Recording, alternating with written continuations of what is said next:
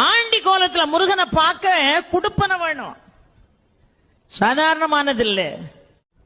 இந்த படி ஏறி போகும்போதே மேல சுவாமி தரிசனம் பார்த்துட்டு கீழே வருவாங்க பாருங்க, அவங்கள பார்த்து எப்படி இருக்காருன்னு கேட்பான் நம்மாளு.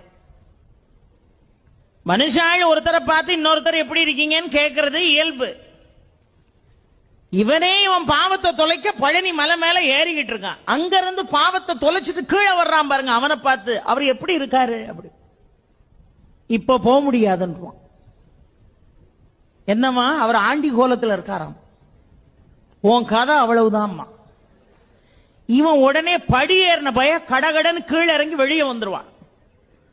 பழையபடி இட்லி சாப்பிட்டு காஃபி குடிச்சிட்டு பழையபடி ஏறுவான். ஒரு 2 மணி நேரம் கழிச்சு இப்ப எப்படி இருக்காரு, இப்ப போகலாம். அங்கிருந்து வர்றவன் என்னவா ராஜ அலங்காரத்துல இருக்கார். உடனே குடுகுடுன்னு அந்த